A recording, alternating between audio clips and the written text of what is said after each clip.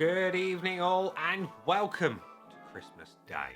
Um, Hope you're having a wonderful Christmas Day so far, that you've eaten all the turkey in the world and all that good business. Hope you've got some lovely presents, and most importantly, you've got to spend time with those that you love. And speaking of things that we love and those that we love, these are my top 10 craft beers of 2024. It's taken a lot of work to get to this point, and thankfully, it's been a pleasure for the most part of the year to work my way through some tasty beers, some not so tasty ones, and to do a little curation of that list and kind of whittle it down to my top 10. So these are my top 10 craft beers of 2024. And we're going to open up in number 10 with a beer whose name I cannot pronounce, and I'm not going to attempt to ever again because I don't want to butcher it and do any disrespect. It's from Pinter and Cloudwater. It's this one. It's that one. It's that one.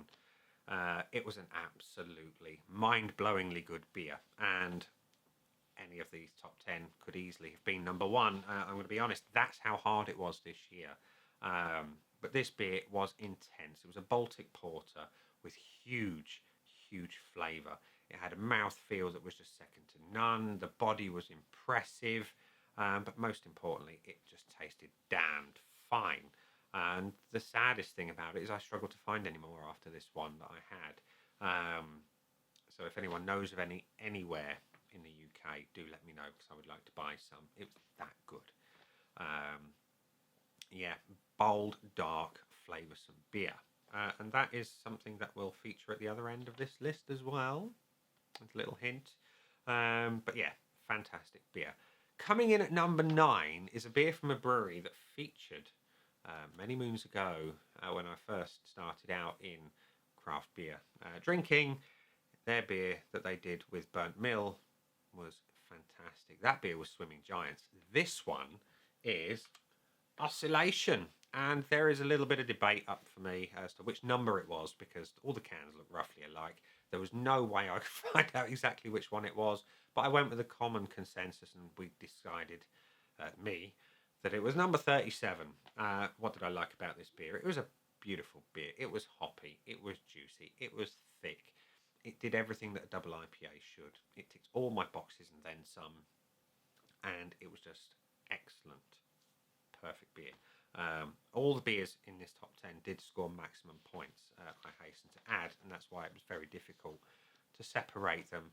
And yeah, the only downside really to anything from Finback is acquiring it, really. They seem to be quite hard to come by in the UK. I did get that one from House of Trembling Madness.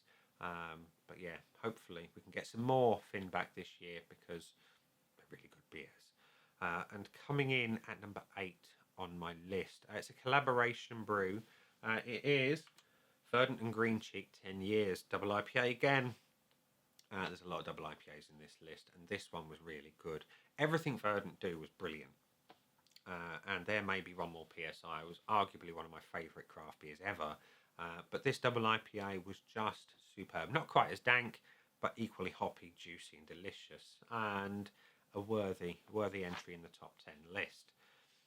And speaking of worthy entries in the top 10 list, we go to number 7. And this one, Bright Light Vision from Track. Everything Track do is brilliant. There is no question about it. And this one was just delicious. All the Track beers share lots of similar traits. Hoppy, juicy, delicious. And all of them here were just superb. But this one came in at number 7. And number 6 is another Track beer. It's this one. It is the World to Find double IPA. And it was hard to find anything wrong with this beer. In fact, I didn't find anything wrong with this beer because it got all the points, as did everything in this top 10. It was hoppy, juicy, delicious, bitter, and just exceptionally good. The only downsides to all of these, I think, are the fact that they don't get brewed very often, if ever again. They seem to be one-hit wonders. But the hops in this one just really sung to me. And yeah, superb stuff. Track really do deserve to have a bow. So there we go. Anyway, we go into the top 5. This one was a big one. It was a big double IPA. It was a big can. It is Arbor Ales James and the Giant Nectaron.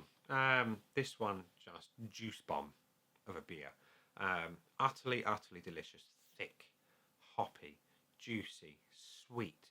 Most of all for this one, it was value. This one, just pint can for starters. Ridiculously good value. I think it was about £5. Who is ever going to argue at a value like that? No one. But when it tastes so good and it's got a beautiful body to it, no one is ever going to find anything bad to say about it. And Arbor, I think, are arguably the best value craft beer brewer out there. And if anyone thinks there's anything better than that in terms of value, you have to let me know, because I'll be super keen to try them out. But for now, Arbor are the kings of value in the craft beer world, and James and John Nectaron is evidence of that. Okay, so we go into the top four, and the top four is heavily dominated by one brewery. They've already featured in the list today. And the first beer in the top four is this one. It's Track with Double R, the Glow Double IPA. And this one was stunning. Absolutely stunning. There was big, beautiful hops. The mouthfeel was superb. The intensity of flavour was just incredible. And I was just left wanting more. Absolutely lots more. So I did. I went searching for more, couldn't find it. But I happened to find another beer that was almost as good, but a little bit better. And it was this one. That one. Right there. Pillars. Yes. Pillars. The Pillars of Creation, maybe. Who knows? It was that good. But everything that Track do is fantastic. This one was just a little bit better than Glow. Superb beer. Superb. Big hops. Juicy flavours. Pricey though. And that's one thing I will say about the Track beers. They are certainly around by me where I get them from, on the pricier end of the scale. But they're worth it. That's the important thing. So yeah, flavour is key, and this one had bags of it. And yeah, number two. This one was almost number one. Almost. Like I say, I fought hard to put the beers in an order that I think truly reflects how good they are. And this one picked Pillars to number two. It's this one. Sea of Stars. Again, everything Track do is superb. This one was just a little bit better than most of the ones that feature in the list.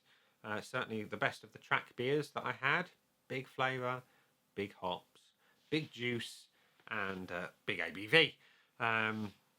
It was delicious. And Track, like I say, I've not had a bad beer from them, and I don't think I ever will. And I'm certainly looking forward to trying some more in 2025. So we come to number one. Number one is a dark beer. Number one is a beer that I had fairly recently. It's an American beer. It's a big one. It's this one. Barrel Aged Boris.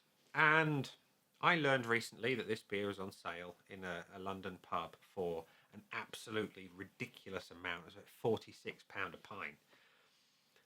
And that's a lot of money by anyone's means. And this can certainly was not cheap. It was about 14 quid. But it's worth it. It was bitter. It was delicious. It was roasted. It had chocolate. The barrel aging did wonders for it. And I cannot say enough good words about this beer. It was thick. It was comforting. It's the perfect beer for the winter time. And I literally could not find fault with it. Even the price, like I say, at the thick end of 14 quid, I would usually have balked at that, but I couldn't at this level. It was just stunning. Flavour was superb, body was exquisite, value even at £14 was incredible, and yeah, it was just worthy of number one slot this year.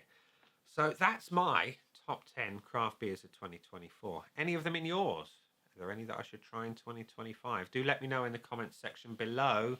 And we're going to leave it there so you can go and enjoy the rest of your Christmas day. Like I say, I hope it's been fantastic, that you've enjoyed it to the fullest. And hopefully you've enjoyed this video as well. And like I say, we'll leave it there and say, those my beers of 2024. I've been me. Those down there are the buttons. You know exactly what to do with them by now. You've got your like, comment, dislike, and subscribe. Choose any combination of them as you wish.